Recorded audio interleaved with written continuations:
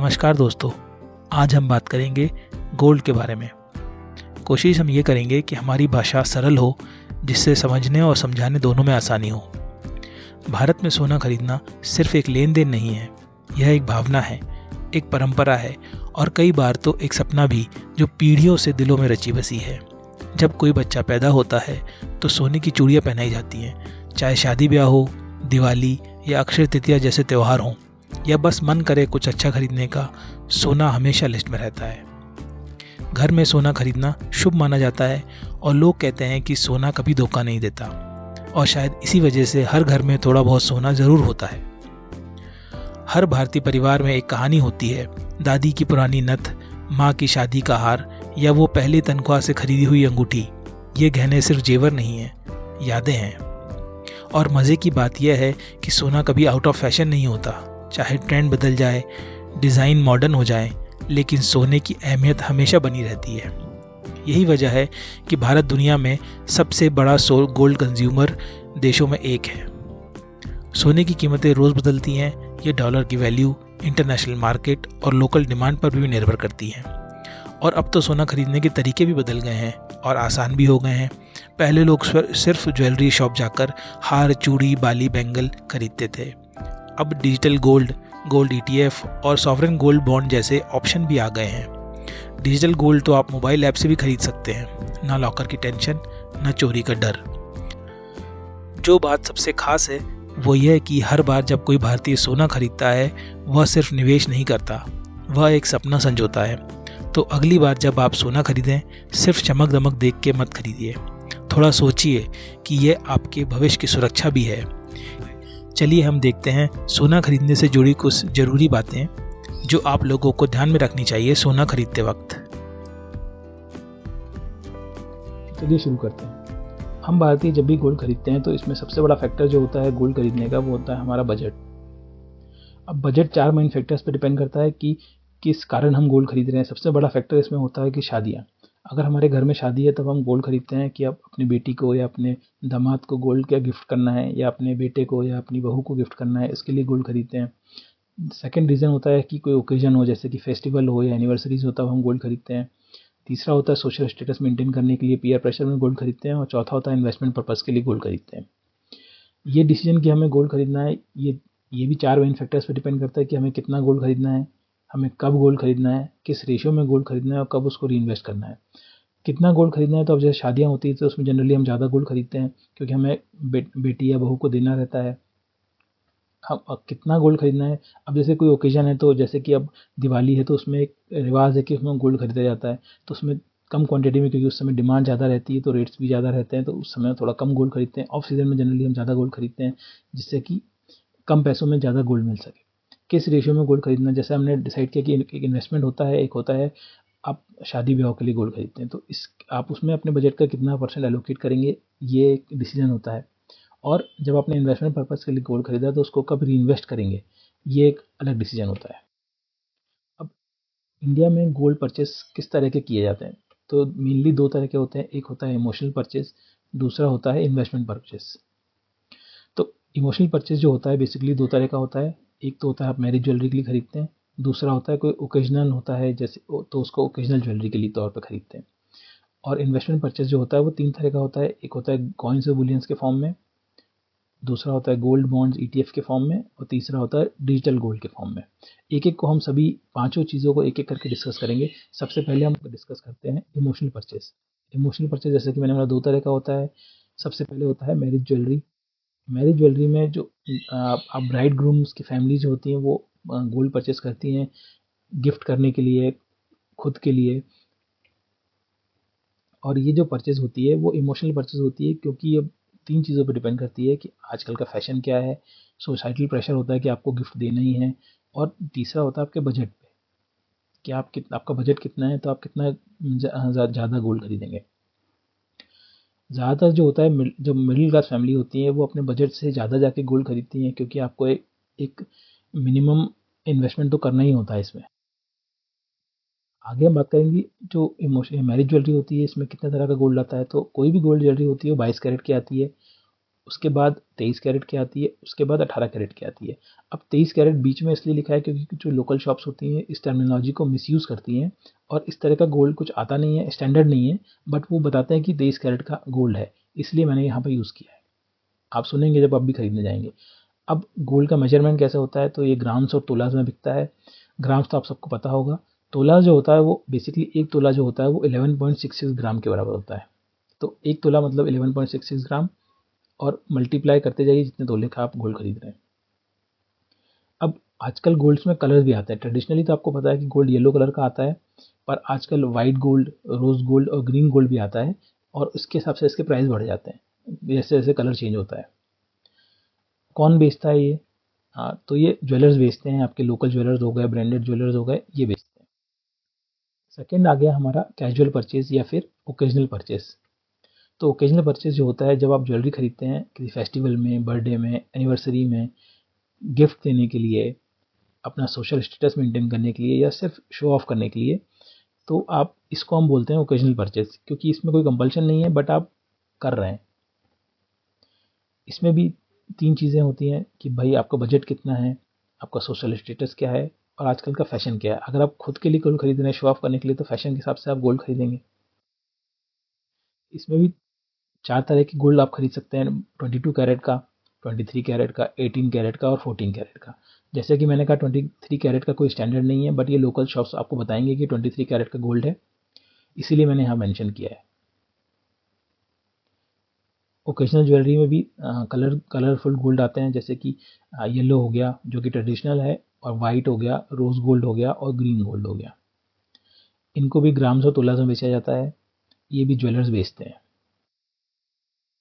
इसके बाद हम बात करेंगे इन्वेस्टमेंट परचेज की। इसमें सबसे पहले आता है कॉइन्स और बुलियंस।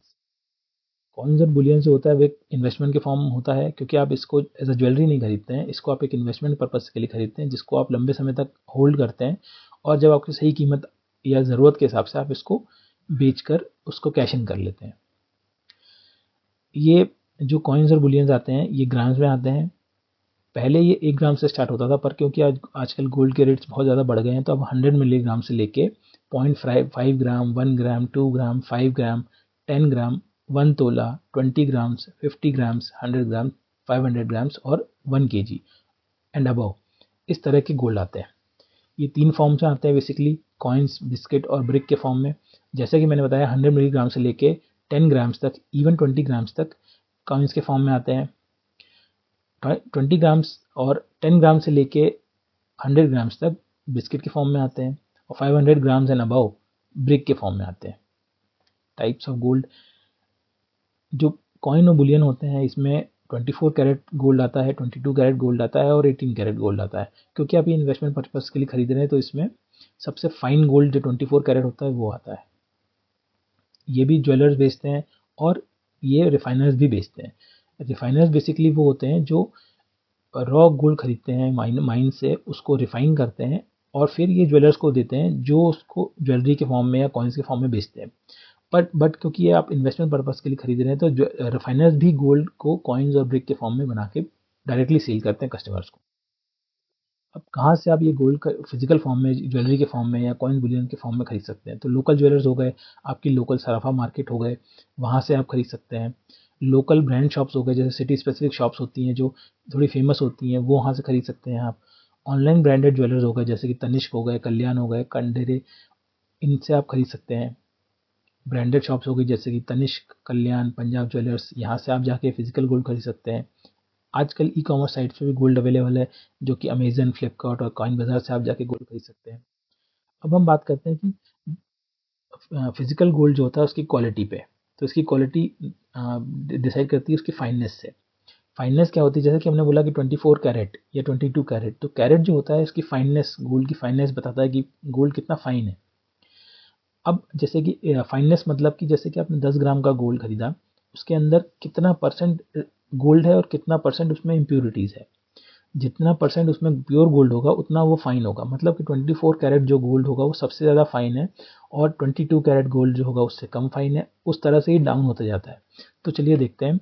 जो 9 कैरेट का गोल्ड आता है उसमें 37.5% प्योर गोल्ड होता है। जो 14 कैरेट का गोल्ड आता है उसमें 58.3% प्योर गोल्ड होता है। जो 18 कैरेट का गोल्ड आता है उसमें 75% प्योर गोल्ड होता है। जो 22 कैरेट का गोल्ड आता है उसमें 91.67% प्योर गोल्ड होता है। जो 24 कैरेट का गोल्ड आता है उसमें 99.5% प्योर गोल्ड होता है। 24 कैरेट में 3 तरह के आता है, तो एक तो होता है 99.5%, 99.90% और 99.99% प्योर गोल्ड। वो उसकी फाइननेस बताता है, मतलब कि जो फाइननेस बताया, जैसे कि मैंने बोला कि उसकी फाइननेस बताता है, तो उसके अंदर उसके अलावा इम्प्यूरिटीज़ रहती है। तो इम्प्यूरिटीज़ किस फॉर्म में रहती है? वो अलॉयज़ के फॉर्म में रहती है। अलॉयज़ क्या होते हैं? जैसे कि कॉपर हो गया, सिल्वर हो गया, जिंक और निकल। तो मतलब कि 24 कैरेट 99.99% प्योर गोल्ड के अंदर 0.01% अलॉयज़ होंगे, मतलब कि कॉपर होगा, सिल्वर होगा, जिंक होगा या निकल होगा, depending on jeweller to jeweller. इतना परसेंट उसके अंदर अलॉयज़ होंगे। जो 24% 99.9% प्योर गोल्ड है उसके अंदर 0.1% अलॉयज़ होंगे। 24 कैरेट 99.5% प्योर गोल्ड है उसके अंदर 0.5% अलॉयज़ होंगे। 22 कैरेट 91.67% प्योर गोल्ड है उसके अंदर 8.33% अलॉयज़ होंगे। 18 कैरेट 75% प्योर गोल्ड जो है उसके अंदर 25% अलॉयज़ होंगे। 14 कैरेट 58.3% प्योर गोल्ड है उसके अंदर 41.7% अलॉयज़ होंगे। 9 कैरेट गोल्ड जो 37% प्योर गोल्ड है उसके अंदर 62.5% अलॉयज़ होंगे। और इसी तरह से इसका मार्केट प्राइस डिसाइड होगा। अब हम बात करते हैं फाइननेस की। जैसा कि हमने बताया 24 कैरेट में सबसे फाइन गोल्ड होता है। इसमें 3 तरह के होते हैं, 99.99, 99.9 और 99.5। तो अगर हम इनको पार्ट्स में देखें तो 24 में 24% 24/24 पार्ट्स ही रहेगा। बट जब परसेंटेज वाइज देखेंगे तो आप देखेंगे 99.99, 99.9 और 99.5 इस तरह का अलग रहता है। इन पार्ट्स तो आपको 24/24 ही दिखेगा। 22 कैरेट होता है उसमें 22 पार्ट्स रहते हैं। 18 कैरेट होता है उसमें 18 पार्ट रहते हैं आउट ऑफ 24। 14 कैरेट जो होता है उसमें 14 पार्ट रहते हैं आउट ऑफ 24। 9 कैरेट जो होता है उसमें 9 पार्ट रहते हैं आउट ऑफ 24। इसको हम मिलेसिमल फाइननेस भी बोलते हैं। और इसमें अगर आपने देखा, अगर आप देखेंगे तो आपको ज्वेलरी में या आपके कॉइन्स में इस तरह की टर्मिनोलॉजी लिखी हुई दिखेगी। जैसे कि 9999 4 टाइम्स 9 लिखा हुआ है, इसका मतलब वो 99.99% प्योर गोल्ड है, जो कि जनरली कॉइन्स, बुलियंस और ब्रिक में आता है। या 999 लिखा हुआ है, मतलब कि 9.999 लिखा हुआ है, तो इसका मतलब वो 99.9% प्योर गोल्ड है और वो कॉइन्स, ब्रिक्स और बुलियन में ही आता है। तीसरा होता है 995, मतलब ये 99.5% प्योर गोल्ड है, ये भी कॉइन्स, बुलियंस और ब्रिक्स में ही आता है। सबसे कॉमन जो ज्वेलरी बनती है वो बनती है 22 कैरेट गोल्ड में, जिसमें 91.67% प्योर गोल्ड होता है। इस ये लिखा जाता है 916। तो आप जब भी ज्वेलरी खरीदेंगे आप जनरली देखेंगे उसमें 916 की मार्किंग है, तो वो 22 कैरेट का प्योर गोल्ड है। 18 कैरेट गोल्ड में 750 लिखा आता है क्योंकि इसमें 75% गोल्ड है। 14 कैरेट में 583 या 585 लिखा हुआ मिलेगा। 9 कैरेट गोल्ड में 375 लिखा हुआ मिलेगा। और जनरली इनकी ज्वेलरी ही बनती है, कॉइन नहीं बनते हैं।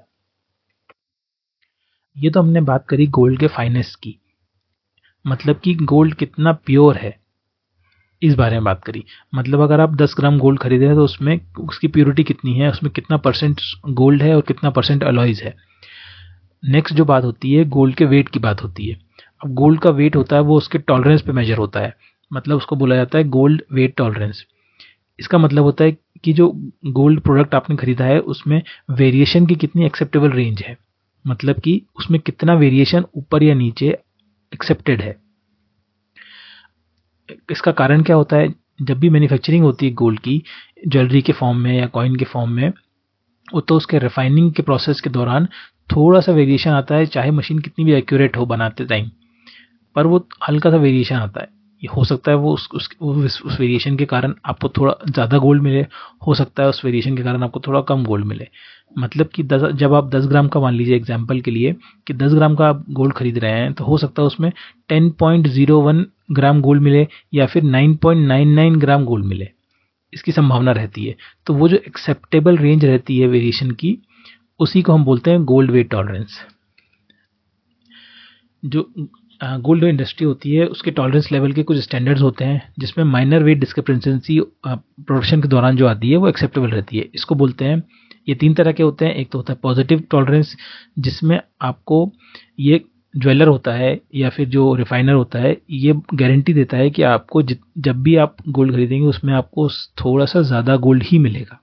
मतलब कि अगर आप 10 ग्राम गोल्ड खरीदते हैं तो आपको 10 ग्राम से थोड़ा ज़्यादा ही गोल्ड मिलेगा जब भी आप इसको वेट करेंगे।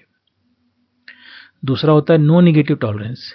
इसका मतलब होता है कि रिफाइनर आपको एक प्रॉमिस कर रहा है कि आपको जो आप जितने गोल्ड के लिए पैसे दे रहे हैं आपको उससे कम गोल्ड नहीं मिलेगा।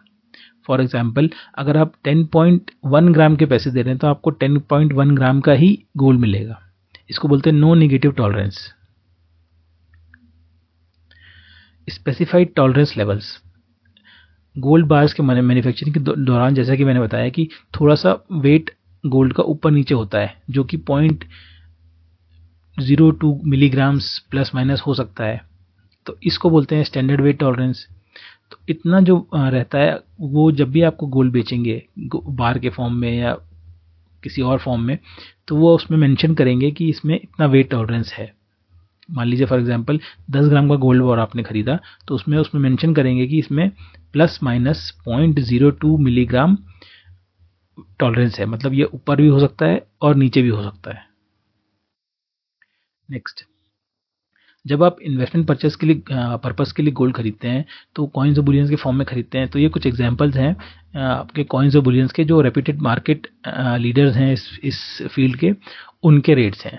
ये रेट्स आज की डेट के रेट्स हैं और ये वेरी करते हैं सेलर टू सेलर पे, डिज़ाइंस पे, मेकिंग चार्जेस पे और आज के गोल्ड के रेट पे। तो ये जो रेट्स हैं ये आज के रेट हैं। हो सकता है आप जब भी ये वीडियो देखें तो रेट्स आपको अलग मिले। सबसे पहले आपने देखा ये है MMTC का पैम का गोल्ड पिकॉक इंगोट। ये 10 ग्राम्स का है, ये 24 कैरेट का है और ये जैसा कि मैंने बताया था 9999 प्योरिटी का गोल्ड है। इसका रेट आप देख सकते हैं। दूसरा है बेंगलोर रिफाइनरी का लक्ष्मी गोल्ड कॉइन का 10 ग्राम का 999 प्योरिटी का गोल्ड, इसके रेट्स आप देख सकते हैं।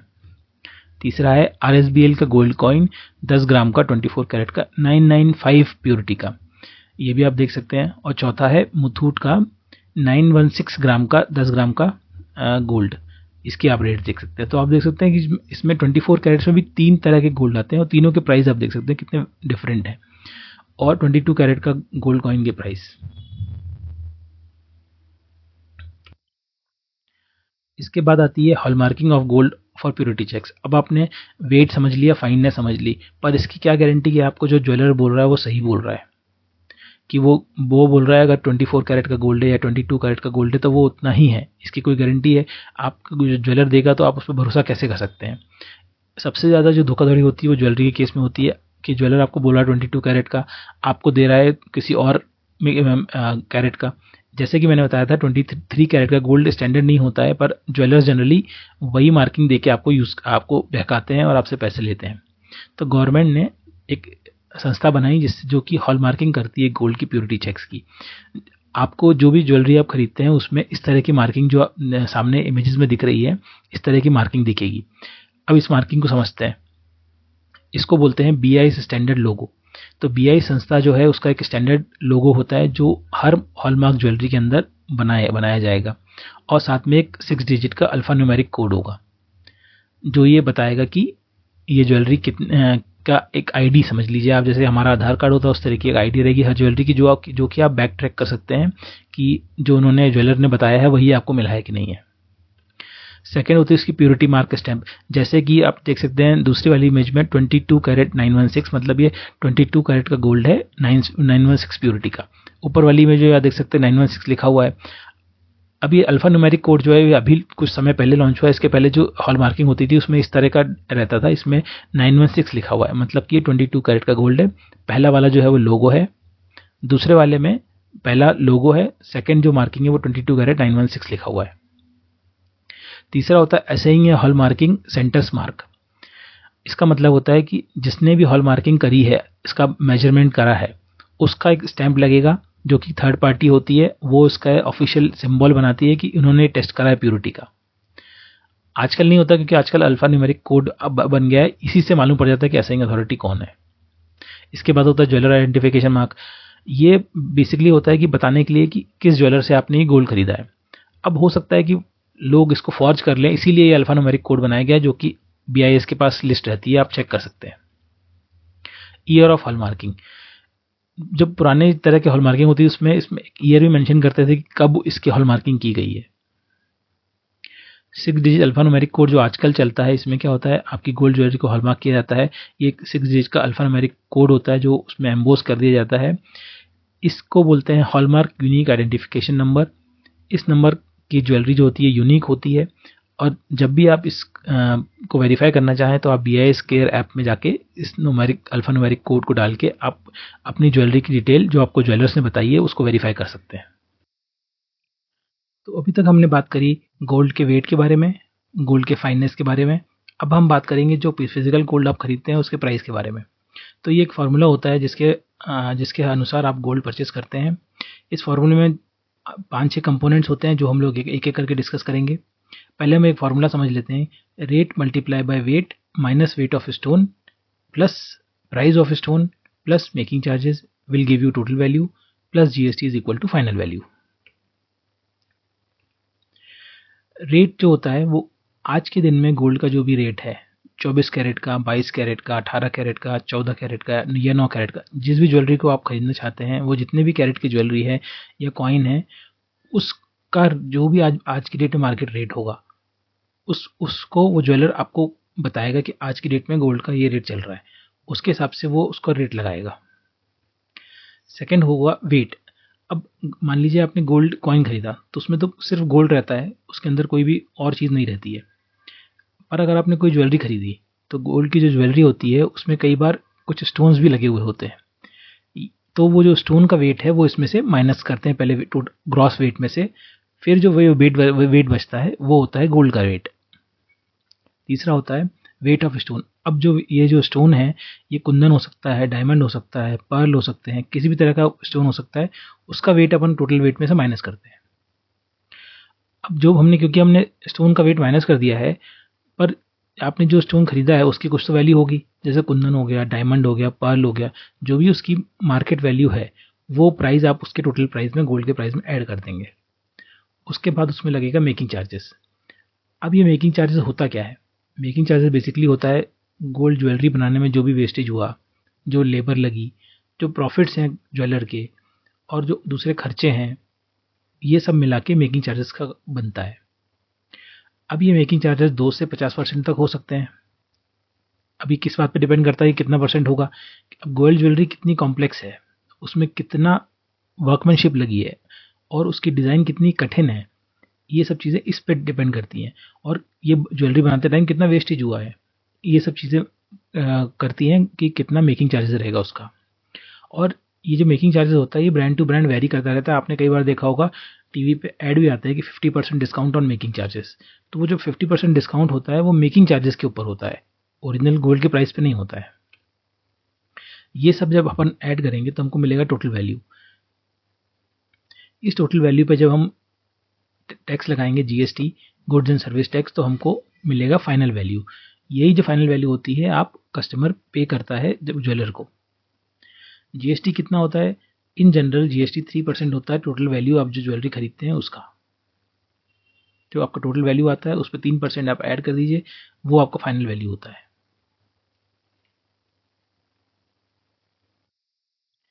अब हमने वो फॉर्मूला देखा था जिसमें रेट के और वेट और price of stone, making charges, total value, GST और ये सब की बातें की थी। अब हम समझते हैं कि जो रेट ऑफ गोल्ड है वो किस पे डिपेंडेंट है। ये सबसे बड़ा जो डिपेंडेंसी है रेट ऑफ गोल्ड की, वो है सप्लाई और डिमांड में।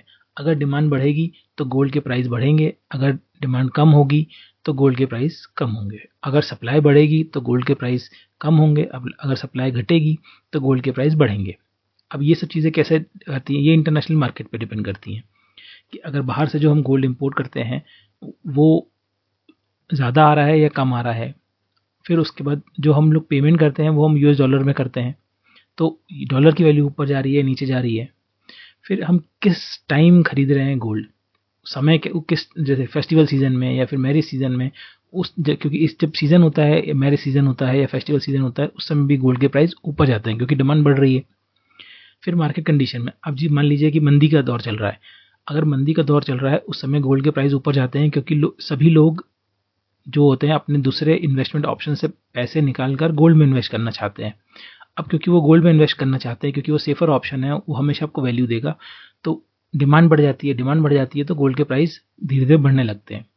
उसी तरह से जब रिसेशन का टाइम नहीं होता है और नॉर्मल से अच्छा टाइम होता है, तो उस समय लोग इन्वेस्टमेंट दूसरे वेन्यूज़ में करते हैं, जैसे स्टॉक मार्केट हो गया और कमोडिटी हो गया, इस तरह की चीज़ों में इन्वेस्ट करते हैं। Price of stone are similarly dependent upon market condition. Making charges सबसे बड़ा जो होता है मेकिंग चार्जेस में, दो तरह के मेकिंग चार्जेस होते हैं। एक होता है जो कॉइन, बिस्किट, बुलियन, ब्रिक, इनके लिए मेकिंग चार्जेस जो कि इन्वेस्टमेंट ऑप्शन है आपका। अगर इन्वेस्टमेंट ऑप्शन में ज़्यादा मेकिंग चार्जेस लगेंगे तो आप वैसे भी पे नहीं करेंगे, खरीदेंगे नहीं उनको, इन्वेस्ट नहीं करेंगे उसमें। तो इसमें जो मेकिंग चार्जेस होते हैं जनरली कम होते हैं। एक तो इसमें क्योंकि इसकी डिज़ाइन कोई बहुत कॉम्प्लेक्स नहीं होती, जनरली ये या तो सर्कुलर रहेगा कॉइन की तरह, या बिस्किट की तरह होगा, या फिर ब्रिक की तरह होगा। तो इसमें जनरली मेकिंग चार्जेस जो होते हैं 2 से लेकर 9% तक होते हैं। अब ये ज्वेलर टू ज्वेलर पे डिपेंड करता है कि वो कितना चार्ज करता है, पर इन जनरल 2 से 9% के बीच बीच रहते हैं। अब इसमें भी होता है कि कई बार लोग कॉइन्स जो होते हैं कस्टमाइज कराते हैं, तो फिर वो मेकिंग चार्जेस चेंज होते जाते हैं। अब आप जब ज्वेलरी खरीदते हैं उसमें जो मेकिंग चार्जेस आप पे करते हैं, उसमें एक सिग्निफिकेंट कंपोनेंट होता है फाइनल प्राइस का जो मेकिंग चार्जेस में होता है। जैसे कि अगर आप मिनिमम मेकिंग चार्जेस जो किसी भी ज्वेलरी के लिए पे करते हैं वो 11% पे करते हैं, और ये ऊपर तक जाता है 50% तक जो कि आप पे करते हैं, जो कि प्योरली आपका एक कंजम्पशन है। क्यों? क्योंकि आपको गोल्ड, उतने पैसे का गोल्ड नहीं मिल रहा है, ये सिर्फ आप वो गोल्ड ज्वेलरी बनाने के पैसे दे रहे हैं। उसके बाद जो टैक्स होता है वो तो मैंने बता ही दिया आपको, 3% रहता है। अब हम बात कर रहे हैं जो रियल प्राइस हम गोल्ड का पे कर रहे हैं। जैसे कि मैं अपन ने बात करी कि आपने एक परचेस प्राइस पे गोल्ड खरीद लिया, जो आपने फाइनल वैल्यू पे कर दी ज्वेलर को। आप गोल्ड लेकर आए और आप चाहते हैं कि नेक्स्ट डे आपका मन बदल गया, आपने बोला मेरे को ये गोल्ड वापस बेचना है, आप वापस बेचने के लिए गए, तो कायदा ये कहता है कि आपको जो आप वैल्यू पे खरीदा आपने, उसी वैल्यू पे या फिर उससे माइनर कुछ चेंजेस पे आपको गोल्ड की ज्वेलरी बिक जानी चाहिए। मगर ऐसा होता नहीं है। कारण उसका ये है कि जब आप गोल्ड ज्वेलरी को रीसेल करने जाते हैं तो आपको सिर्फ जो करंट वेट ऑफ गोल्ड है multiply by current rate of gold ये मिलता है, और इसमें भी आपको कुछ चार्जेस पे करने पड़ते हैं क्योंकि आप उसको बेच रहे हैं, तो वो आपकी होती है रीसेल वैल्यू। यही आपका जो सबसे बड़ा मिथ था, ये मैं तोड़ना चाहता हूँ कि जब आप गोल्ड को एक सेफ इन्वेस्टमेंट की तरह देखते हैं और आप गोल्ड को एक ज्वेलरी की तरह खरीदते हैं, आप गोल्ड खरीद रहे हैं सोच के कि इन्वेस्टमेंट कर रहा हूँ, और आप ज्वेलरी खरीद के लाते हैं गोल्ड की, तो जनरली आप सोचते हैं कि अब हमको एक अच्छा इन्वेस्टमेंट कर रहे हैं जो हमको आगे चल के बहुत फ़ायदा देगा। मगर सच्चाई ये है कि जो आप रियल प्राइस है गोल्ड पे करने की, ओनरशिप गोल्ड परचेस करने की, वो आपको समझना पड़ेगी। क्योंकि जिस दिन आप गोल्ड खरीद रहे हैं और जिस दिन आप बेचेंगे, उसमें प्राइस का बहुत डिफरेंस मेकिंग चार्जेस पे चला जाता है।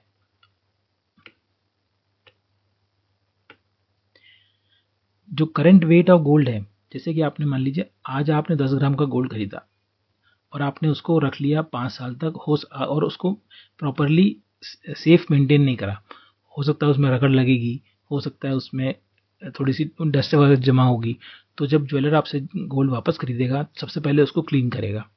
क्लीन करने के बाद अगर उसमें कोई रगड़ लगी है तो उसमें जो कुछ भी गोल्ड का लॉस हुआ है तो वो उसकी वेट में माइनस हो जाएगा, तो आपको जो फाइनल गोल्ड का वेट मिलेगा आपने जो खरीदा था उससे कम मिलेगा। अब हम बात करते हैं कि फिर भी लोग इन्वेस्ट क्यों करते हैं गोल्ड के अंदर, गोल्ड ज्वेलरी के अंदर। वो इसलिए इन्वेस्ट करते हैं कि जनरली जो प्राइस होता है गोल्ड का वो अपवर्ड मूवमेंट की तरह होता है। वेरी शॉर्ट टर्म में हो सकता है कि गोल्ड का प्राइस आप आज खरीदे हो कल कम हो जाए, बट अगर आप शॉर्ट टर्म जैसे कि 2 साल की बात करें तो गोल्ड का प्राइस बढ़ता ही है। और कितना बढ़ सकता है? बढ़ सकता है 5 से 10% तक बढ़ सकता है इन जनरल कंडीशन। मार्केट की हो सकता है कि आपको अलग दिखाए, बट इन जनरल 5 से 10% ही बढ़ता है 2 साल में। लॉन्ग टर्म वेरिएशन मतलब 2 से 5 साल के बीच में कुछ गोल्ड का रेट 5 से 30% तक बढ़ सकता है, और वेरी लॉन्ग टर्म वेरिएशन में मतलब कि 5 से 10 साल के बीच में या फिर 5 से अबव मान लीजिए, ये 5% से 100% तक बढ़ सकता है। अब क्योंकि अब आप ये बात समझ गए हैं कि जो आप प्राइस पे कर रहे हैं गोल्ड का वही आपका गोल्ड है और वही आप जब बेचेंगे वही आपको मिलेगा, तो अब देख लेते हैं कुछ बड़े जो मैन्युफैक्चरर्स हैं उनके जो गोल्ड ज्वेलरी है उसके प्राइसेस देख लेते हैं। ये एक बहुत रेप्यूटेड ज्वेलर है, जिसमें आप देख सकते हैं कि 22 कैरेट का येलो गोल्ड है। रेट उन्होंने बताया है कि 10,240 रुपये पर ग्राम है। जो भी ज्वेलरी का मैंने जो ये स्क्रीनशॉट लिया है वो 62.335 ग्राम की थी, तो टोटल होता है 6,38,310। इसमें उन्होंने बताया कि मेकिंग चार्जेस जो लग रहे हैं वो 1,65,960 रुपये लग रहे हैं लगभग। ठीक है, तो टोटल हो गया 8,04,271 रुपये। इसमें जीएसटी आप पे करेंगे 24,128 रुपये मोटा मोटा, तो टोटल हो गया 8,28,399 रुपये।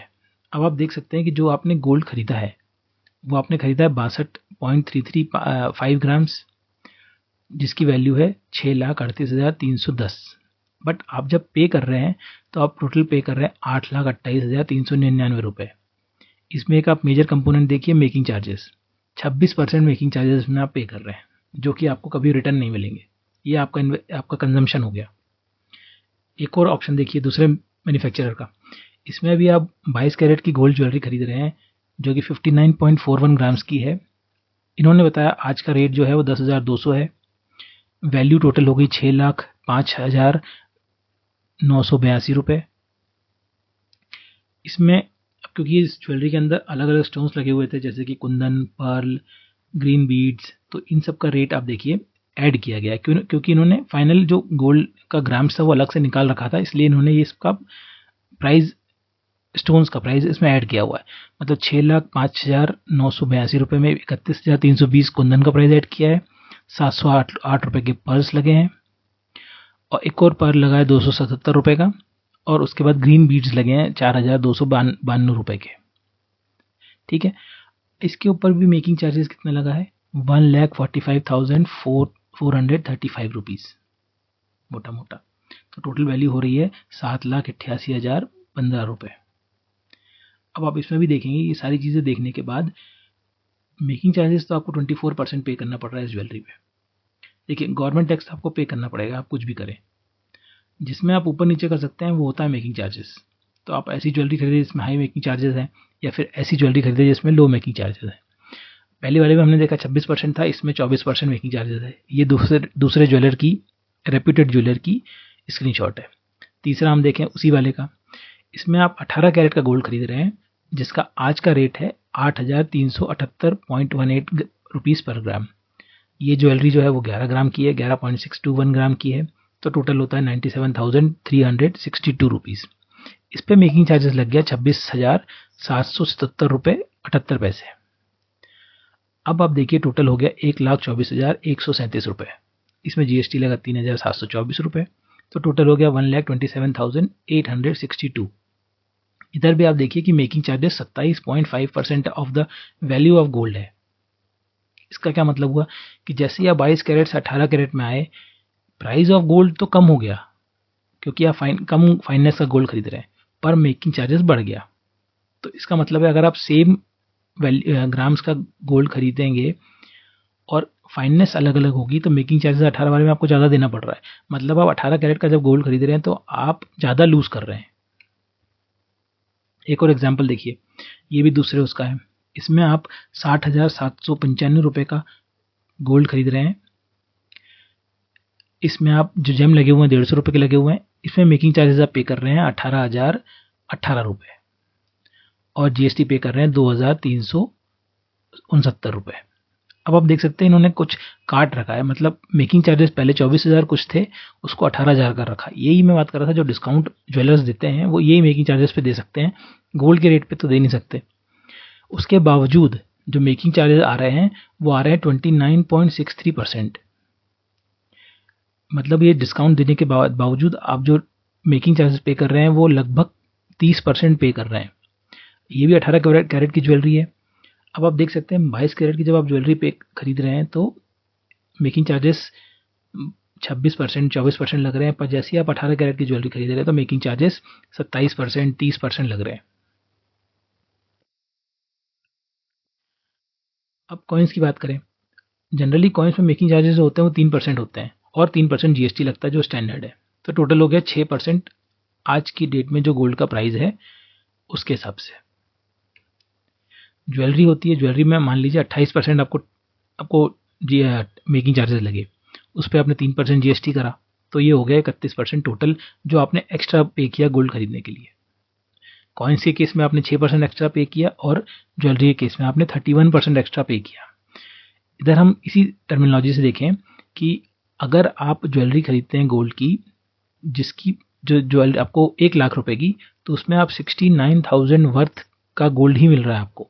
अगर आप 1 लाख पे करके कोई ज्वेलरी खरीद रहे हैं तो उसमें आपको 69,000 का गोल्ड मिल रहा है, और 31,000 जो है आपका प्योर कंजम्पशन है, या फिर उसको आप बोल सकते हैं happiness cost of buying gold, कि भाई मेरे को ये जो डिज़ाइन बहुत अच्छी लगी, या मेरे परिवार को या मेरी वाइफ को बहुत अच्छी लगेगी, इसीलिए मैंने ये 31,000 रुपये मेकिंग चार्जेस के लिए या फिर टैक्स के लिए पे कर दिए। अब हम, जैसे कि मैंने बोला था, जनरली जो गोल्ड के प्राइस होते हैं वो बढ़ते ही हैं, तो हम लोग ये मार्केट ट्रेंड देखते हैं पिछले 10 साल का। इसमें आप देख सकते हैं 15 से लेके 22 तक तो बहुत स्मूथ नॉर्मल मूवमेंट था, उसके बाद सडन एक अपवर्ड ट्रेंड आया है। तो ये जो अपवर्ड ट्रेंड सडन आया है ऊपर की तरफ, ये नॉर्मल ट्रेंड नहीं है। इससे अगर आप ये देख के गोल्ड खरीदेंगे तो आपको नुकसान हो सकता है। ये जो नॉर्मल आपको 15 से लेके 22 तक का ट्रेंड दिख रहा है, यही सही ट्रेंड है जो आपको कंसिडर करना चाहिए। तो अगर हम अज्यूम कर लेते हैं कि हर साल एवरेज 10%, इस ट्रेंड को देखते हुए हर साल 10% आपको नेट इंक्रीज हो रहा है गोल्ड का प्राइस, तो आपने जो गोल्ड खरीदा है कॉइन्स के केस में 1 लाख रुपए का, उसकी आपकी वैल्यू जो है, कॉस्टिंग जो है आपकी रियल कॉस्ट गोल्ड की, वो 7+ महीने में कवर होगी, क्योंकि मेकिंग चार्जेस पे किया आपने, GST पे किया है। अगर आप आज के दिन बेचने चाहेंगे तो आपको मेकिंग चार्जेस भी नहीं मिलेगा और GST भी नहीं मिलेगा। तो आपको वो कॉस्ट अगर गोल्ड की कॉस्ट में ऐड कर लें तो आपको गोल्ड जितने का पड़ा वो कॉस्ट निकालने के लिए आपको 7 से ज़्यादा महीने रुकना पड़ेगा। ज्वेलरी के केस में यही कॉस्ट जो है वो 3 से ज़्यादा साल में रिकवर होती है। मतलब आप 3 साल तो मिनिमम आपको रुकना ही पड़ेगा अगर 10% प्राइस इंक्रीज हो रहा है हर साल गोल्ड का। उसके बाद ही आप जो प्राइस पे करके आए हो गोल्ड का, उसको आप कॉस्ट में पहुंचोगे। अब टैक्स की बात कर लें। जब भी आप कोई फिजिकल गोल्ड खरीदते हैं तो आपके ऊपर एक टैक्स लागू होता है कि अगर आपने उसको 3 साल के अंदर बेचा तो आपको टैक्स लगेगा, जिसको बोलते हैं short term capital gain. Okay, जो कि आपकी नेट टैक्सेबल इनकम में ऐड हो जाएगा। उसके बाद अगर 3 साल के बाद आप बेचते हैं तो वो कहलाएगा लॉन्ग टर्म कैपिटल गेन, और उस पर 12.5% टैक्स लगेगा। और जब भी आप जो गोल्ड बेचने जाएंगे तो आपको उसके ऊपर एक्सचेंज अगर करते हैं तो उसके ऊपर GST नहीं लगेगा, मगर अगर आप बेचते हैं तो उस पर आपको GST भी देना पड़ेगा।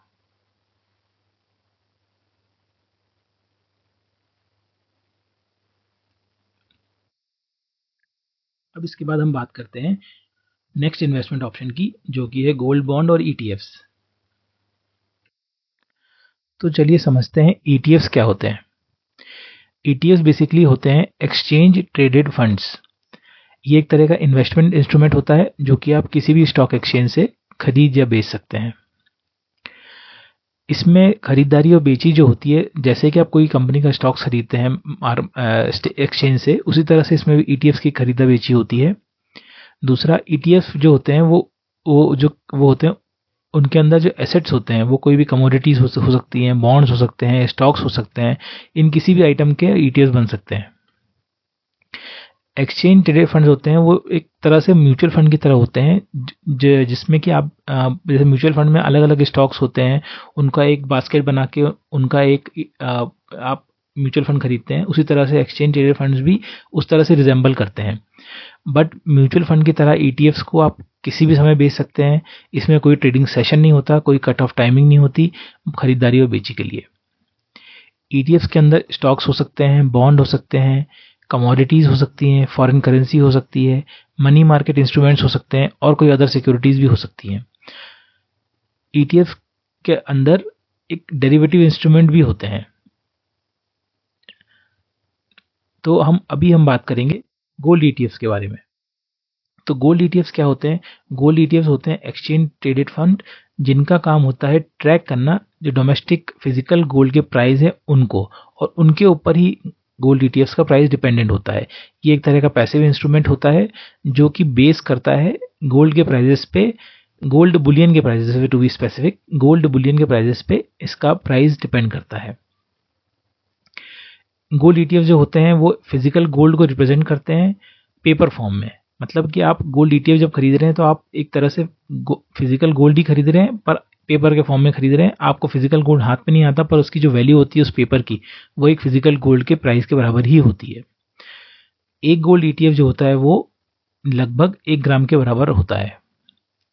और जब भी आप गोल्ड ईटीएफ खरीदते हैं तो जो जिस भी एक्सचेंज से आप खरीद रहे हैं या ब्रोकर से खरीद रहे हैं, वो अगर आप एक ईटीएफ खरीद रहे हैं मतलब वो 1 ग्राम गोल्ड के बराबर है। मतलब 1 ग्राम गोल्ड आपके बिहाफ पर वो एक्सचेंज या फिर वो ब्रोकर उस अपने वॉलेट में इसको सेव कर लेगा।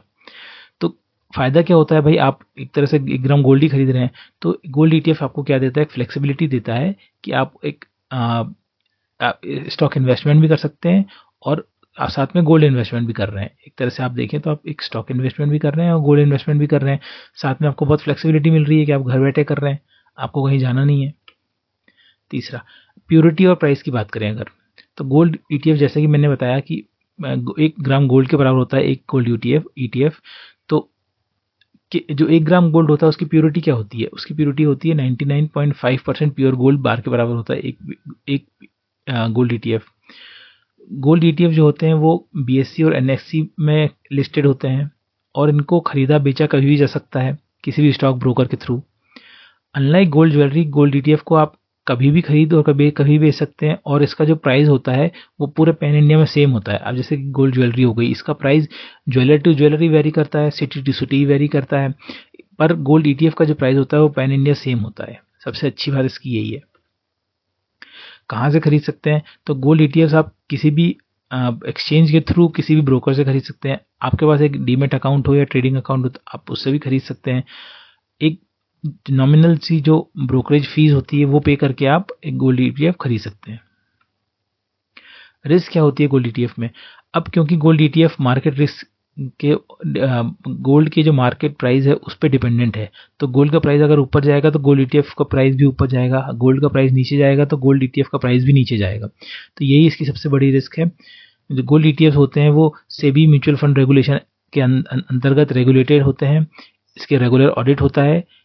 रेगुलर ऑडिट के अंदर जो भी फंड हाउस आपको ईटीएफ अलॉट कर रहा है उसकी वेरिफिकेशन होती है कि उतना ही उन्होंने फिजिकल गोल्ड उन्होंने अपने वॉलेट में रखा है कि नहीं रखा है, और ये मैंडेटरी है उनके लिए। ये कुछ लिस्टेड ईटीएफ हैं जो स्टॉक मार्केट में लिस्टेड हैं, इनको आप देख सकते हैं। इसमें 6 या 7 कॉलम हैं जिसमें कि आप कंपनी का नाम देख सकते हैं, जिसमें सारे मेजर जो म्यूचुअल फंड प्लेयर्स हैं वो सारे हैं, बैंक्स हैं और म्यूचुअल फंड एजेंसीज हैं, उनके सारे के ईटीएफ्स हैं। सेकंड, आप देख पा रहे हैं कि जो ग्राफ देख पा रहे हैं ये उसका मूवमेंट दिखा रहा है। तीसरा, इसका मार्केट प्राइस दिखा रहा है कि आज के दिन में अगर आप गोल्ड ईटीएफ में इन्वेस्टमेंट करना चाहेंगे तो उसका मार्केट प्राइस ये होगा एक का। एक डे का जो 1 डे का प्राइस चेंज दिखा रहा है आपको कि फॉर एग्जांपल जो फर्स्ट वाला है निप्पॉन इंडिया का, इसमें एक दिन का प्राइस चेंज आया प्लस 0.64 यानी कि 0.71% का। आज के दिन की इसकी एनएवी दिखा रहा है, आज के दिन का उसका वॉल्यूम दिखा रहा है, मतलब कितने ईटीएफ खरीदे बेचे गए, और एक दिन का रिटर्न दिखा रहा है, 1 साल का रिटर्न दिखा रहा है। अब इसमें कुछ समझते हैं अपन कि ये जो सारी डिटेल्स है इसका क्या मायने हैं। तो गोल्ड ईटीएफ जैसे कि हमने बताया 99.5% प्योर गोल्ड बार के बराबर होता है और एक गोल्ड ईटीएफ जो होता है वो 1 ग्राम गोल्ड के बराबर होता है। ट्रेडिशनली ऐसा ही होता था, बट क्योंकि आजकल गोल्ड के रेट बहुत ज़्यादा एकदम से स्काई रॉकेट हो गए हैं तो गोल्ड ईटीएफ भी उसको थोड़ा सा कम कर दिया गया है कि अब जो गोल्ड ईटीएफ होते हैं तो कुछ mutual fund agencies 0.01 gram of gold के बराबर एक गोल्ड ईटीएफ करती हैं।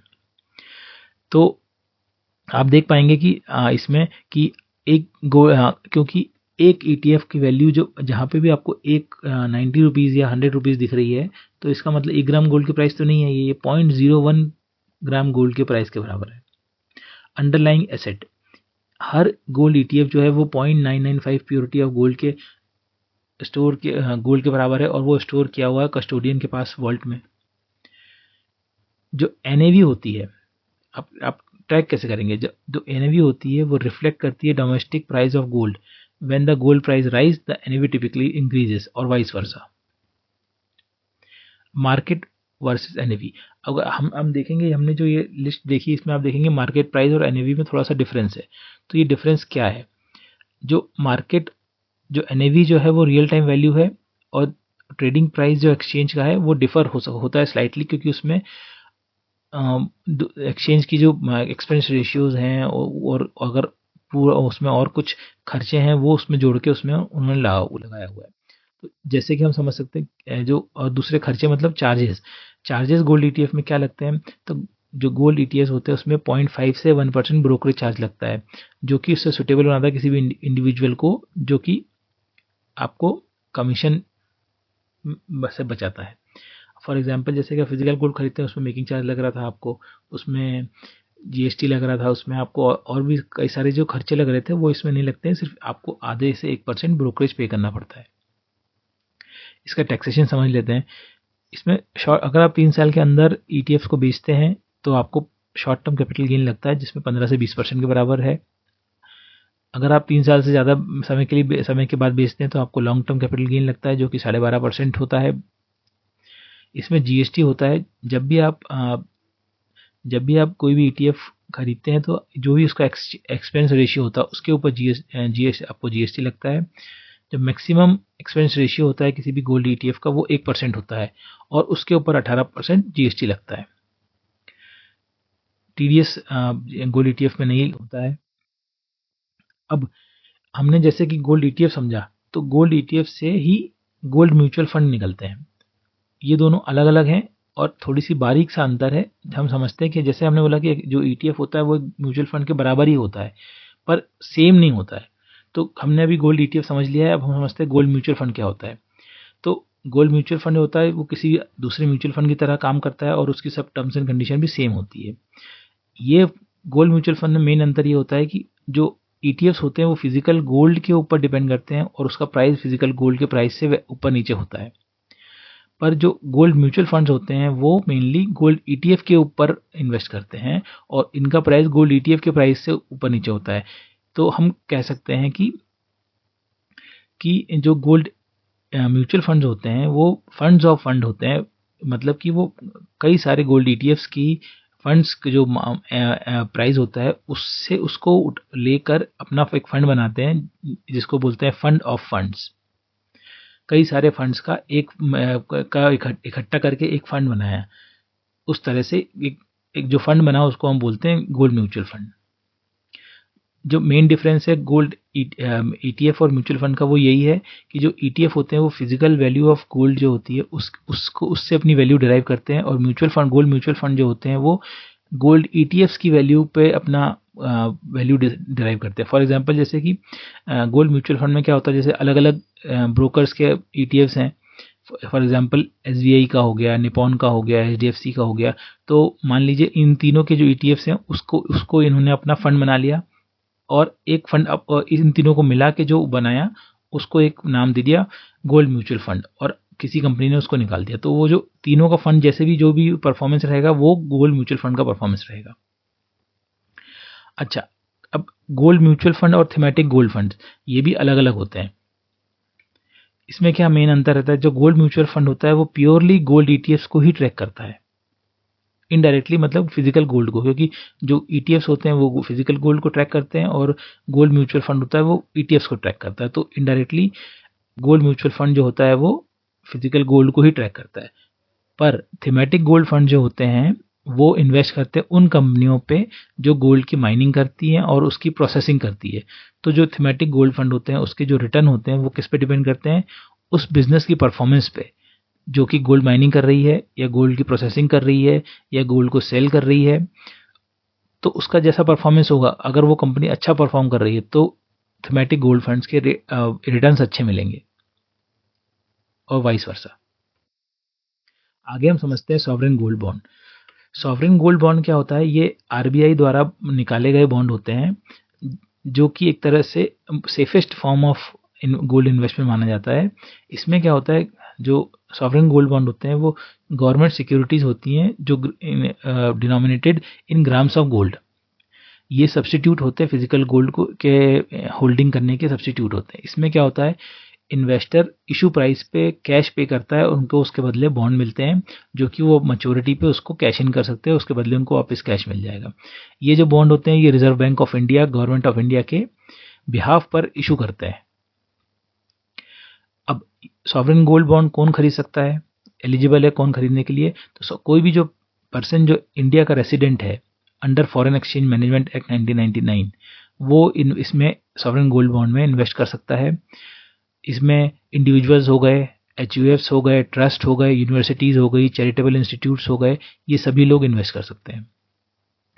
ऐसे इंडिविजुअल्स जिनका भी रिसेंटली रेसिडेंशियल स्टेटस चेंज हुआ है, मतलब अभी अभी वो कहीं फॉरेन कंट्री में जाके रहना एनआरआई बने हैं, पर उन्होंने जब सॉवरेन गोल्ड बॉन्ड खरीदा था उस समय वो रेसिडेंट थे, तो वो उसमें कंटिन्यू कर सकते हैं जब तक उसकी मैच्योरिटी नहीं आती एसजीबी की। अब कितना सॉवरेन गोल्ड बॉन्ड में इन्वेस्ट किया जा सकता है? तो सॉवरेन गोल्ड बॉन्ड जैसे मैंने बताया कि 1 ग्राम ऑफ गोल्ड से स्टार्ट होता है और उसके उसके मल्टीपल में चलता है। तो मिनिमम आपको 1 ग्राम ऑफ गोल्ड में इन्वेस्ट करना है और मैक्सिमम आप 4 किलो तक इन्वेस्ट कर सकते हैं। 4 किलो गोल्ड तक आप सॉवरेन गोल्ड बॉन्ड का बराबर सॉवरेन गोल्ड बॉन्ड खरीद सकते हैं। तो किसी भी एचयूएफ है उनके लिए भी 4 किलो है, कोई ट्रस्ट है तो उसके लिए 20 किलो है, और कोई सिमिलर उस तरह की सिमिलर एंटिटीज़ हैं तो उसके हिसाब से गवर्नमेंट अपने हिसाब से चेंज करती रहती है अप्रैल से मार्च के बीच। अब सॉवरेन गोल्ड बॉन्ड, भाई हमने आपको फिजिकल गोल्ड खरीदा उसके बदले का आपको रेट दे दिया, तो इसमें फ़ायदा क्या मिला आपको? तो इसमें सबसे बड़ा जो फ़ायदा होता है इसमें ये होता है कि आपको आपके जो गोल्ड के बदले जो आपको बॉन्ड मिला है, आपके गोल्ड के प्राइस तो बढ़ ही रहे हैं, साथ में दूसरा आपको क्या मिल रहा है, आपको एक इंटरेस्ट भी मिल रहा है जो गवर्नमेंट आपको दे रही है आपके पैसे के बदले। मतलब कि आपको बॉन्ड मिल रहा है जो कि एक गोल्ड से वो करता है, तो गोल्ड की वैल्यू बढ़ेगी तो आपके बॉन्ड की वैल्यू भी बढ़ेगी, और साथ ही साथ आपको 2.5% इंटरेस्ट पर एनम भी मिलता रहेगा इस बॉन्ड के ऊपर जो जितने का भी आप खरीदेंगे। अब इसमें क्या होता है, ये जो है ये आपके बैंक अकाउंट में जो भी इंटरेस्ट अक्रूड होता है ये आपके बैंक अकाउंट में सेमी एनुअली क्रेडिट होता रहता है, और जो लास्ट इंटरेस्ट रहेगा वो जो मैच्योरिटी के साथ आपको प्रिंसिपल के साथ आपको मिल जाएगा। अब ये सॉवरेन गोल्ड बॉन्ड बेचता कौन है? ये जो भी कोई भी नेशनलाइज्ड बैंक है, कोई शेड्यूल्ड प्राइवेट बैंक है, शेड्यूल्ड फॉरेन बैंक्स है जो, और पोस्ट ऑफिसेज हो गए, stock holding corporation of India हो गई, कोई भी स्टॉक एक्सचेंजेस हो गए, उनसे आप डायरेक्टली या उनके एजेंट के थ्रू खरीद सकते हैं। अब सॉवरेन गोल्ड बॉन्ड आप जब खरीदते हैं तो आपको एक होल्डिंग सर्टिफिकेट मिलता है। ये होल्डिंग सर्टिफिकेट जो होता है आप कहीं से भी कलेक्ट कर सकते हैं, बैंक हो गए, जहाँ से भी आपने कहा, पोस्ट ऑफिस हो गए, स्टॉक एक्सचेंज हो गए, उनके एजेंट्स हो गए, या डायरेक्टली आरबीआई के ईमेल से ईमेल भी आ सकता है आपको अगर आपने ईमेल एड्रेस प्रोवाइड किया है। तो जब आप सॉवरेन गोल्ड बॉन्ड बेचते हैं तो आपको क्या प्राइस मिलता है? सॉवरेन गोल्ड बॉन्ड जो होता है उसकी जो प्राइस होती है वो 999 प्योरिटी के गोल्ड के बराबर होती है। अब आपने आज रिडम्पशन डाला तो आपको क्या प्राइस मिलेगा सॉवरेन गोल्ड बॉन्ड का? तो इसमें क्या होता है, ये जो Indian Boolean and jeweller association होती है वो उसमें उन्होंने जो प्राइस गोल्ड का 999 प्योरिटी के गोल्ड का प्राइस वो डेली रिलीज करते हैं। तो लास्ट 3 बिजनेस डेज पे उन्होंने जो भी प्राइस रिलीज किया होगा गोल्ड का 999 प्योरिटी के गोल्ड का, उसका एवरेज जो होगा उसका आपको प्राइस जिस दिन भी आप रिडीम करेंगे वो मिलेगा। आरबीआई इसमें जब भी आप इशू ओपन करती है आरबीआई, तब वो उस ट्रांच के जो रिलेवेंट गोल्ड का प्राइस होता है वो अपने वेबसाइट पे निकालती है। रिडेम्पशन पे आपको क्या मिलेगा? तो जब आपका गोल्ड बॉन्ड मैच्योर होगा तो आपको इंडियन रुपीज़ में जो भी उस दिन के गोल्ड का प्राइस होगा और उसके 3 दिन उसके प्रीवियस 3 दिन के एवरेज के बराबर जो गोल्ड का प्राइस होगा, जो कि पब्लिश किया गया होगा Indian Boolean and jeweller association limited के द्वारा, वो उसका एवरेज निकालकर जो भी प्राइस आता होगा वो आपको मिलेगा। इसमें स्पेसिफिकली इसलिए बताया गया है, जैसे कि मैंने बताया था पहले भी स्लाइड्स में, कि गोल्ड का price jeweller to jeweller vary करता है, तो इसलिए इन्होंने स्पेसिफिकली बताया हुआ कि India bullion and jeweller association limited जो भी प्राइस बताएगी गोल्ड का लास्ट 3 बिजनेस डेज का 999 प्योरिटी का, उसका एवरेज निकाला जाएगा और वो प्राइस आपको रिडेम्पशन के दौरान कन्वर्ट करके रुपीस के फॉर्म में मिलेगा। अब इसमें एक अच्छी बात और होती है कि आपने जो आरजीबी खरीदा हुआ है, एसजीबी खरीदा हुआ है सॉवरेन गोल्ड बॉन्ड, ये सिक्योरिटी एलिजिबल होती है इसको कोलेट्रल रखने पे। जब भी आप किसी बैंक से या फाइनेंशियल इंस्टीट्यूशन या नॉन बैंकिंग फाइनेंशियल इंस्टीट्यूशन से एनबीएफसी से लोन लेना चाहते हैं तो आप इसको एज अ सिक्योरिटी रख सकते हैं, और उसके बदले आप लोन ले सकते हैं। इस लोन की जो वैल्यू होगी उसका रेशियो जो कम देने वाली कंपनी है वही डिसाइड करती है। आरबीआई इसमें गाइडलाइन प्रोवाइड करती है, बट ये फाइनल डिसीजन जो होता है वो देने वाली एजेंसी का होता है और इसमें और कोई कुछ बोल नहीं पाता है। इसका टैक्स का क्या है, जो सॉवरेन गोल्ड बॉन्ड होते हैं वो उनको एग्जेम्पशन मिला हुआ है टैक्स में, long term capital gain tax में भी एग्जेम्पशन मिला हुआ है।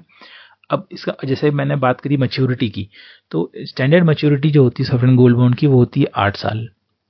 अगर आपको उससे पहले रिडीम करना है तो आप सबसे पहले जो रिडीम कर सकते हैं वो 5 साल कर सकते हैं, 5 साल बाद कर सकते हैं। मतलब कि अगर आप आज सॉवरेन गोल्ड बॉन्ड खरीदते हैं तो आपको कम से कम अपना इन्वेस्टमेंट 5 साल तक रखना ही पड़ेगा, तभी आप खरीदिए इसको सॉवरेन गोल्ड बॉन्ड को, अदरवाइज आप नहीं खरीदिए।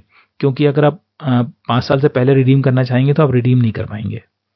5 साल के बाद आप इसको रिडीम कर सकते हैं, कब तक, 8 साल तक। और 8 साल के बाद तो कंपलसरी रिडेम्पशन है, क्योंकि वो उसका मैच्योरिटी पीरियड है, उसके बाद आपको वो आपके अकाउंट में कैश इन हो जाएगा। अब ये कब आप रिडीम कर सकते हैं, तो आरबीआई समय समय पर एक डेट अनाउंस करती है प्री मैच्योर रिडेम्पशन की, जो उनकी वेबसाइट पे आपको मिल जाएगी। नेक्स्ट हम बात करते हैं तीसरे फॉर्म ऑफ इन्वेस्टमेंट परचेज की, जो कि है डिजिटल गोल्ड। डिजिटल गोल्ड होता क्या है, डिजिटल गोल्ड जो होता है वो सिमिलर टू इलेक्ट्रिक एसजीबी और एसटीएफ होता है कि आप खरीद रहे हैं गोल्ड मगर इलेक्ट्रॉनिक फॉर्म में या पेपर फॉर्म में, आपको फिजिकल गोल्ड नहीं मिल रहा है। पर इसमें क्या होता है, आपको कोई पेपर की जरूरत भी नहीं पड़ती है, आप इलेक्ट्रॉनिक मोड से खरीद रहे हैं, जिसमें कि आपको 99.9% प्योर गोल्ड 24 कैरेट का मिल रहा है, जिसमें आपको कोई फिजिकल पोजीशन नहीं मिल रहा है, सिर्फ आपको एक कमिटमेंट मिल रहा है। ये फिजिकल डिजिटल गोल्ड जो होता है एक फिजिकल गोल्ड के बराबर होता है, जो कि आपके बिहाफ पर जिसने भी आपको बेचा है वो उसने थर्ड पार्टी प्रोवाइडर के वहाँ पे वॉल्ट में उतना गोल्ड वहाँ पे सिक्योरली रख दिया है। मतलब कि आपने आज डिजिटल गोल्ड खरीदा है तो उतने ही पैसे का फिजिकल गोल्ड वॉल्ट में रख दिया गया है आपके बिहाफ पर। कौन देता है, प्रोवाइडर। तो रिनाउंड प्रोवाइडर्स हैं, एमएमटीसी पैम्प हो गया, सेफ गोल्ड हो गया, ऑगमेंट गोल्ड हो गया, ये मेन जो होते हैं डिजिटल गोल्ड प्रोवाइड करते हैं। और इनके बिहाफ पर कुछ थर्ड पार्टी प्रोवाइडर हैं, जैसे पेटीएम हो गया, गूगल पे हो गया, फ़ोन पे हो गया, ज्वेलर्स हो गए, रिफाइनर्स हो गए और बैंक डिजिटल गोल्ड की फैसिलिटीज़ आपको प्रोवाइड करते हैं, तो जिससे कि आपको ईज़ ऑफ एक्सेस हो, आप 2 मिनट के अंदर ओके करके खरीद सकते हैं डिजिटल गोल्ड। अब डिजिटल गोल्ड की अफोर्डेबिलिटी की बात करें तो आप डिजिटल गोल्ड बहुत स्मॉल अमाउंट से 100 रुपये से लेके खरीद सकते हैं, जिससे कि गरीब से गरीब आदमी भी इसमें इन्वेस्ट कर सकता है और अमीर से अमीर आदमी भी इन्वेस्ट कर सकता है। तो इसको बहुत ही ज़्यादा अफोर्डेबल बनाता है ये चीज़। गारंटीड प्योरिटी की बात करें तो डिजिटल गोल्ड जो होता है वो सर्टिफाइड 24 कैरेट 99.9% प्योर होता है, और इसमें आपको गोल्ड की ऑथेंटिसिटी चेक करने की जरूरत नहीं है, क्योंकि ये कमिटमेंट रहता है देने वाले जो प्रोवाइडर है उसके तरफ से। जब भी आप डिजिटल गोल्ड खरीदते हैं, जैसे कि मैंने बताया कि ये आपके बिहाफ पर प्रोवाइडर जो है वो उतना ही फिजिकल गोल्ड अपने वॉल्ट में सिक्योर कर लेता है, जिससे कि कोई चोरी होने की संभावना या फिर आपके घर में फिजिकल गोल्ड रखने का डर आपको लेने की ज़रूरत नहीं है। आपने डिजिटल गोल्ड खरीद के रखा है, इसका मतलब वो कहीं वॉल्ट में आपके बिहाफ पर आपके नाम पे सेव है। कन्वीनियंस एंड लिक्विडिटी, अब क्योंकि आप मोबाइल से ही खरीद सकते हैं डिजिटल गोल्ड, तो इसमें ट्रांजैक्शन ईजी होता है और फटाफट हो जाता है। 2 मिनट में आप खरीद सकते हैं, 2 मिनट में आप बेच सकते हैं, और आप 24/7 ये कर सकते हैं कि आपने कुछ क्लिक करा और आपने खरीद लिया, कुछ क्लिक करा और आपने बेच दिया। अब क्योंकि आप 24 कैरेट का 99.9% प्योर गोल्ड खरीद रहे हैं, तो ये ऑब्वियसली ज्वेलरी तो है नहीं, ये एक बुलियन है, तो इसमें कोई मेकिंग चार्जेस नहीं लग रहा, क्योंकि आप फिजिकल फॉर्म में नहीं ले रहे हैं, तो इसमें कोई मेकिंग चार्जेस नहीं लग रहा है। पर इस मेकिंग चार्जेस इनिशियली नहीं लग रहा है, क्योंकि आप कोई वेस्टेज नहीं हो रहा है, कुछ उन्हीं का कुछ किस तरह का क्राफ्टमैनशिप नहीं लग रही है, तो आपको कोई मेकिंग चार्ज इनिशियली नहीं लग रहा है। जब भी आप इसकी फिजिकल डिलीवरी देंगे तब इसमें लगता है। लैक ऑफ रेगुलेशन, अब बात करें कि डिजिटल गोल्ड जैसे कि बॉन्ड्स होते हैं, जैसे कि एसटीएफ्स होते हैं, इनको कोई रेगुलेट करता है, और उस रेगुलेशन के अंतर्गत आपको ऑथेंटिसिटी मिलती है कि आप सही जगह पैसा लगा रहे हैं। मगर डिजिटल गोल्ड के केस में ये कोई सेबी के द्वारा रेगुलेटेड नहीं होते या आरबीआई के द्वारा रेगुलेटेड नहीं होते हैं। किसी भी फाइनेंस, जैसे कि गोल्ड ईटीएफ होते हैं या सॉवरेन गोल्ड बॉन्ड होते हैं, तो कोई फॉर्मल अथॉरिटी आपके ग्रीवियंसेस हैंडल नहीं कर रही है।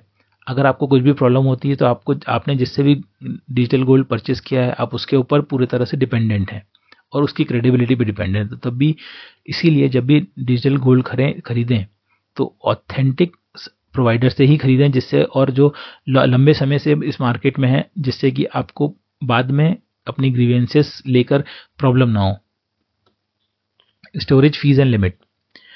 जब भी आप डिजिटल गोल्ड खरीदते हैं तो जैसे मैंने बताया कि उतना ही गोल्ड फिजिकल फॉर्म में वो एक जगह वॉल्ट में सिक्योर हो जाता है। अब क्योंकि वो फिजिकल फॉर्म में कहीं स्टोर हुआ है तो उसके कुछ स्टोरेज चार्जेस भी हैं। तो ज़्यादातर जो प्रोवाइडर होते हैं वो 5 साल तक आपको free of charge free storage provide करते हैं। उसके बाद आपको एक नॉमिनल फीस वो स्टोरेज चार्जेस लगना चालू होते हैं, जो कि ज़्यादातर प्लेटफॉर्म पे इम्पोज की जाती है, एक नॉमिनल फीस है। Cyber security risk. अब क्योंकि ये डिजिटल फॉर्म में है, इसका कोई फिजिकल तो आपके पास प्रूफ है नहीं कि आपने ख़रीदा है। अगर कहीं से कुछ हैकिंग हो गई तो फिर आपका जो गोल्ड है, डिजिटल गोल्ड, वो लॉस होने के चांसेस रहते हैं। ये एक बड़ा कंसर्न है। आपका डेटा लीक हो गया या आपके अकाउंट कहीं किसी ने हैक कर लिया और उसने आपका डिजिटल गोल्ड ट्रांसफ़र कर लिया, तो आपने वो लॉस कर दिया आपका digital gold. Unlike sovereign gold bond, इसमें कोई इंटरेस्ट अर्निंग भी नहीं होती है। जैसे कि सॉवरेन गोल्ड बॉन्ड के अंदर आपको 2.5% इंटरेस्ट मिल रहा था गोल्ड प्राइस के अलावा, इसमें ऐसा कुछ नहीं होता। जो भी प्राइस है वो गोल्ड के प्राइस इंक्रीज होगा, वही आपको प्रॉफिट होगा। अगर आपको अब रिडीम करना है डिजिटल गोल्ड तो इसके 3-4 तरीके हैं जो अपन समझते हैं। सबसे पहला तरीका है कि भाई आपने डिजिटल गोल्ड बेचा और उसके बदले कैश ले लिया। अब जब आप डिजिटल गोल्ड खरीदते हैं तो आपको 3% जीएसटी लगता है, जो कि गोल्ड में लगता है, तो वो आपका एक खर्चा है जो आपको वापस नहीं मिलेगा। और दूसरा खर्चा है प्लेटफॉर्म फीस या स्प्रेड। जब भी आप किसी प्लेटफॉर्म को यूज़ करते हैं, जैसे कि अब जैसे मैंने बताया MMTC हो गया, वो उसका किसी से लिंक है, फॉर एग्जांपल फ़ोनपे से लिंक है, तो इनकी जो प्लेटफॉर्म यूज़ करने की फ़ीस है वो आपको पे करना पड़ता है। ये नॉमिनली बहुत कम होती है और ये 2-3% के आसपास जो भी आपने स्टोरेज और इंश्योरेंस और ट्रस्टी फीस वगैरह दी है इसके बराबर होती है। Next, convenience fees. कुछ प्लेटफॉर्म कन्वीनियंस फीस चार्ज करते हैं आपको, बहुत स्मॉल होती है, 10 रुपये या 20 रुपये। आपने उनका प्लेटफॉर्म यूज़ करा है, इसकी convenience fees. Capital gain tax. अगर आपने ये गोल्ड 3 साल से कम रखा है तो आपको शॉर्ट टर्म कैपिटल गेन लगेगा। अगर आपने 3 साल से ज़्यादा रखा है तो आपको लॉन्ग टर्म कैपिटल गेन लगेगा। ये सिमिलर टू फिजिकल गोल्ड के जैसा ही इसमें कैपिटल गेन टैक्स होता है। Storage fees. अगर आपने 5 साल से ज़्यादा रखना चाहते हैं गोल्ड को, 5 साल तक तो फ्री है। अगर आप 5 साल से ज़्यादा रखेंगे तो 0.3 से 0.4% एनुअली आपको स्टोरेज फीस पे करना पड़ेगा। और अगर आप 5 साल से के बाद इसकी कुछ प्लेटफॉर्म होते हैं जो आपको ये फीस लेके आपको कंटिन्यू कर सकते हैं, और कुछ प्लेटफॉर्म होते हैं जो कंपलसरी आपको 5 साल के बाद उसको रिडीम करना ही पड़ेगा। अब जब आप किसी भी डिजिटल गोल्ड को फिजिकल गोल्ड में कन्वर्ट करना चाहते हैं, अभी हमने समझा था कैश में कन्वर्ट करना चाहते हैं। सेकेंड, हम समझते हैं कि अगर आपने डिजिटल गोल्ड को बोला हमको भाई डिजिटल गोल्ड हमारा ले लो और बदले में फिजिकल गोल्ड दे दो, कॉइन्स हो गए, बार हो गए, ज्वेलरी हो गए, तो उस केस में मेकिंग और पैकिंग चार्जेस इसमें लगते हैं। ये चार्जेस जो होते हैं जब आपकी फिजिकल गोल्ड की जब डिलीवरी होगी उस समय के उस हिसाब से उसमें जोड़े जाएंगे। फॉर एग्जांपल, अगर आप 8 ग्राम या 10 ग्राम के कॉइन ले रहे हैं तो आपको 200 रुपये के लगभग आपको चार्जेस लगेंगे। अगर आप वही 100 ग्राम को ले रहे हैं तो 100 रुपये लग सकता है। आप 1 किलो कन्वर्ट कर रहे हैं तो हो सकता है आपको कोई भी चार्ज ना लगे। जीएसटी, जैसे कि मैं बताया, आपने वो खरीदते समय दे दिया था तो आपको यहाँ पे वो जीएसटी पे करने की ज़रूरत नहीं है। डिलीवरी चार्जेस, अगर आप ये जो फिजिकल गोल्ड है अगर आप घर पे डिलीवर करना चाहते हैं तो जो भी डिलीवरी चार्जेस होंगे वो पे करना पड़ेगा। अब अगर आपने कॉइन्स और उसमें कन्वर्ट किया है तो आपको बहुत नॉमिनल से मेकिंग चार्जेस लगते हैं, बट अगर आपने ज्वेलरी के फॉर्म में कन्वर्ट किया है तो उस ज्वेलरी के जो भी मेकिंग चार्जेस होंगे वो उसमें आपका गोल्ड के वैल्यू पे लग जाएंगे और उतना पैसा कट जाएगा आपका। जीएसटी, अब जीएसटी दो चीज़ में लगता है, एक लगता है फिजिकल गोल्ड में 3% जो आपने पहले दे दिया था, और जो मेकिंग चार्जेस और एक्स्ट्रा जो कम चार्जेस है उस पर भी जीएसटी जो लगेगा वो आपसे काट लिया जाएगा। इसमें भी जो ज्वेलरी होगी उसकी जो डिलीवरी होगी उसके जो भी चार्जेस होंगे वो काट लिए जाएंगे। नेक्स्ट हम बात करते हैं गोल्ड कमोडिटी, जो कि बहुत ही हाई रिस्क इन्वेस्टमेंट है, या आप कह सकते हैं ट्रेडिंग है।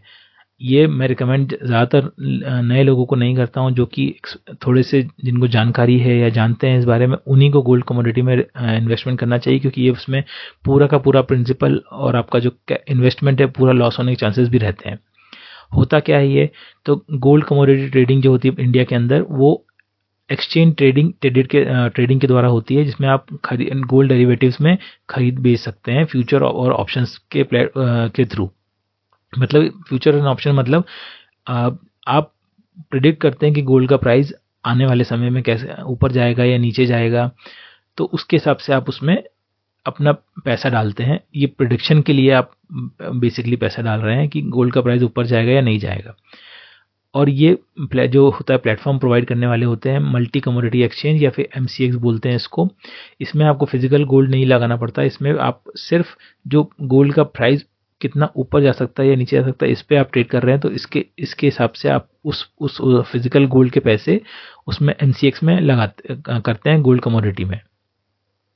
इसमें पार्टिसिपेट करने के लिए आपके पास एक ट्रेडिंग अकाउंट होना चाहिए, एक रजिस्टर्ड कमोडिटी ब्रोकर के थ्रू, और इसमें आपको एक मार्जिन मनी डिपॉजिट करना पड़ता है, जो कि मार्केट ट्रेंड के अनुसार, इकोनॉमिक फैक्टर्स के अनुसार आपके ऊपर लगाया जाता है कि इतना पैसा आपको, जब भी आप गोल्ड फ्यूचर्स या गोल्ड ऑप्शंस में इन्वेस्ट करेंगे तो इतना पैसा आपको पे करना पड़ेगा इसमें पैसे लगाने के लिए। और ये डिपेंड करता है, बेसिकली ये डिपेंड करता है गोल्ड के प्राइस के फ्लक्चुएशन में।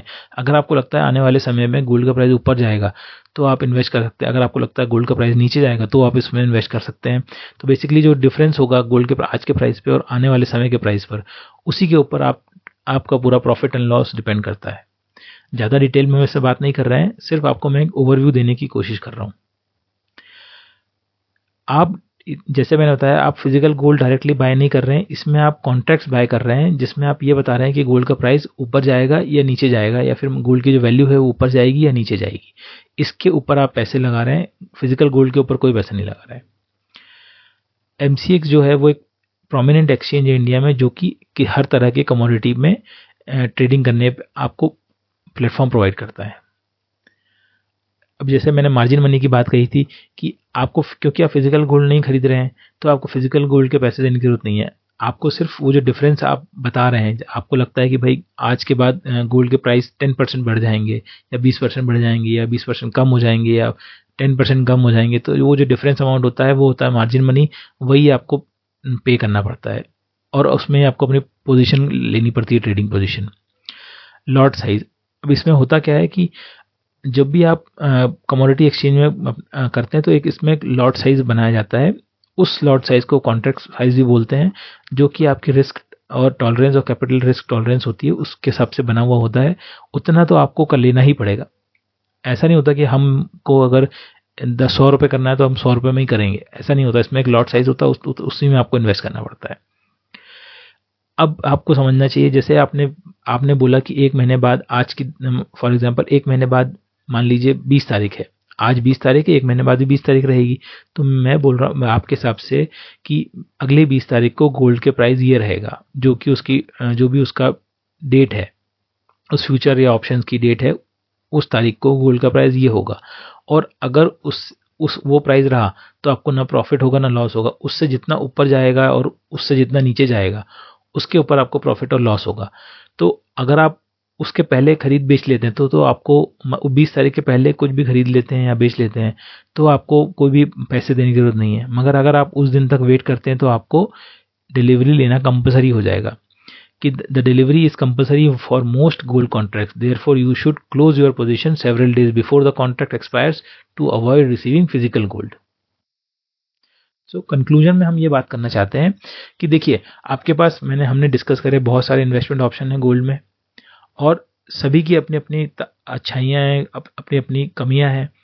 तो अब ये जो अच्छाइयाँ हैं और कमियाँ हैं, ये पर्सन टू पर्सन डिपेंड करती हैं, पर्सन टू पर्सन वेरी करती है, क्योंकि अगर आपकी रिस्क टेकिंग कैपेबिलिटी अलग है, आपके खर्चे अलग हैं, आपका बजट अलग है, आपकी सोच अलग है और आपका टाइम फ्रेम अलग है, तो इसीलिए हमने सिर्फ ओवरव्यू लिया है सभी तरह के इन्वेस्टमेंट ऑप्शंस का, इन स्पेशली इन गोल्ड। अब ये डिसीजन आपको लेना है कि आपको किस वाले इन्वेस्टमेंट ऑप्शन में इन्वेस्ट करना सुटेबल है, और आपका जो गोल्ड में देखने का नज़रिया है वो क्या है। इसके साथ ही मैं आपसे इजाज़त चाहूँगा कि आपने पूरा वीडियो ध्यान से देखा होगा, और मैं उम्मीद करता हूँ मैंने थोड़ी गोल्ड के ऊपर रोशनी डालने में आपकी मदद की होगी, और मैं इस तरह के वीडियो डालता रहूँगा। Thank you very much.